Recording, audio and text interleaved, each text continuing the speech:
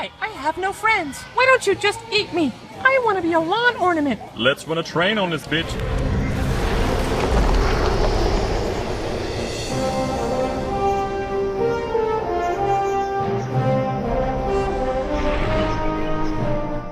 What's up guys, Deroir here and welcome to another episode of Hype Time. Last time I talked about the Revenant and Ridlock's secrets, but this week we've got extra juicy information from several different locations, along with a beautiful video showing the depth and the detail and the verticality in the Maguma jungle. Specifically, I'll be talking and speculating about some of the features of the jungle that have now been elaborated on, such as the mastery system. As mentioned by ArenaNet, this account-bound mastery system is actually going to be their new way of progression for your already maxed out characters. And so instead of ever raising the level cap, they can just keep adding new masteries to this system, which in itself is amazing since that means your gear will never go obsolete and areas will never be deserted. Now, instead of a gear treadmill, what will happen is that your character's experience bar will change to become a mastery training bar while in PvE zones, which to me sounds like an amazing but also terrifying idea, since we'll no longer get skill points from XP. Instead, we'll be getting progression toward the selected mastery, effectively leaving experience obsolete after level 80.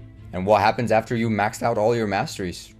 Just a full bar? Well, I for one will be holding onto my scrolls of knowledge for now. Anyways, as for the different masteries, the new region of the Maguma jungle that will open up with the expansion will give access and utilize 4 main mastery lines: the Master Exploration, Master Combat, Master Lore, and Master Legends. We already knew that hang gliding was going to be available, and it now looks like this feature will be available through mastering the jungle exploration, along with the use of mushrooms, which probably will be for ascending the vertical map, whereas hang gliding will be for descending it. The Master Exploration will focus on movement skills, which will allow us to traverse the upper layers and hard to get areas in the jungle. Since the Maguma jungle is said to consist of 3 biomes or 3 layers, the hang gliding will probably be most useful in the upper layers, the canopy, where the more points you put into this mastery line, the further you'll be able to glide, for example by riding gusts of wind. Also, on a side note, the new flying creatures now identified as wyverns, I believe they'll have the ability to attack you in midair.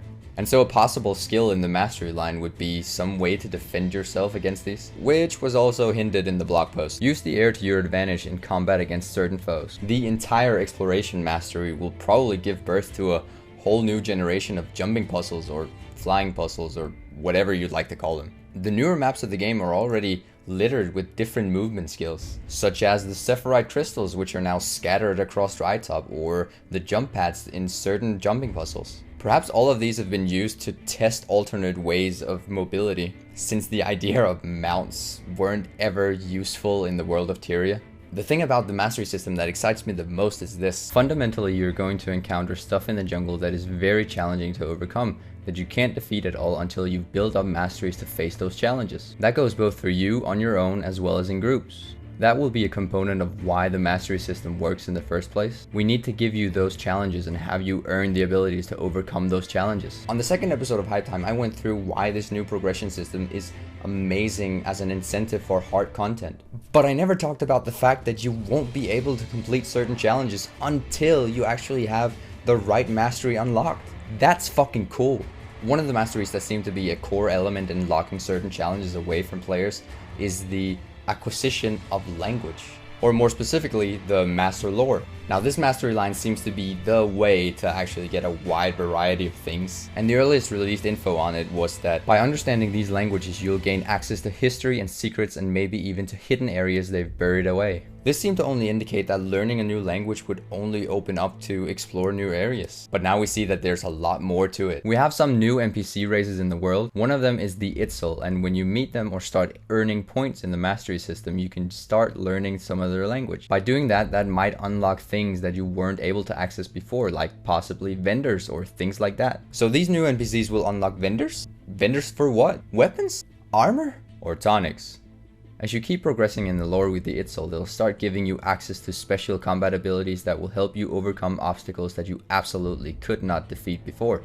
What? Special combat abilities? This is essentially the thing that will lock a lot of players away from completing certain challenges, such as boss battles or just regular mob encounters. As they go on to explain, achieving these new special abilities will feel more like the old video games where acquiring a tool would feel more like, now I remember when I was trying to fight this creature before I couldn't get past this one ability. This tool clearly tells me this is the key to that lock and now I'm going to open it. And so all of a sudden it's not necessarily raw power that will win the fight, but rather your ability to combat this foe the proper way. I love this concept. Great way to combat the stack and smack mentality. The other mastery line that seems to be related to this is the Master Combat, which will give you the tools you need to excel in these fights, hunt new enemies, master abilities to defeat champions, and become more deadly against the new creatures waiting in the jungle. As for what these new special combat abilities might be, we only have one example, where you'll gain the ability to tear off bark from heavily armored Mordrim. Well, on top of secret areas and combat abilities, bettering your relationship with the new race will also let you do one more thing: Master Legends. As you continue on, you learn more about their culture and the ways that they hunt and gather trophies, which will unlock collections and things that'll give you even more access to the world. The collections that'll be in Heart of Thorns won't just be the regular trash collector, they'll actually add a precursor hunt. Yes! All collections are account based, so there's one collection per precursor per account. W's. Now the question on my mind is just how many languages will we be able to learn? Will it just be the language of the Itzal that'll unlock all these amazing features? Now for the Maguma jungle, we now have those 4 masteries confirmed. Though you'll find lots of mastery content in Maguma, it'll expand outwards, so you'll be seeing it in existing portions of the world too. You'll even be able to use some of them in the Fractals dungeons. First off, new stuff for Fractals? It's like Christmas in February to hear that Fractals are actually getting some attention now. Uncover new depths in the Fractals of the Mist to gain powerful new abilities to overcome difficult fractal challenges, garner greater rewards, and unlock more powerful infusions. I sincerely hope that this won't just mean that some of the Fractals will now be easier with the addition of new powerful infusions and combat abilities for the harder bosses. I hope this just means we'll see new and improved Fractals. We don't need the old ones to be easier, we need more challenging content.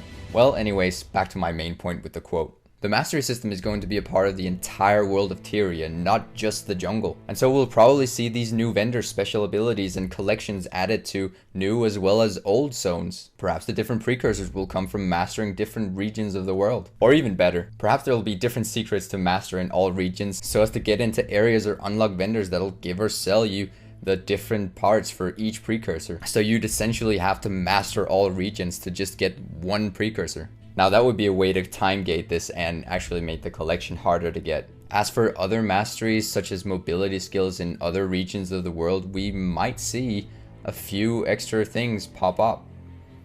Or perhaps not. Now for the video of the jungle, there were a lot of things that excited me just looking at the beautifully detailed and intricate map designs that this seems to be. You really get a sense of the verticality that'll be introduced in this map, along with a really jungly vibe due to all the tightly clustered fauna all over the place. Of course, one specific thing stood out to me in this trailer: the freaking dinosaurs! Man, they look huge and evil. One thing about the jungle that got me very hyped was the idea of this system called Outposts. One of the new ways we're enhancing replay value is through our new Outpost system, which changes how we structure events in the world.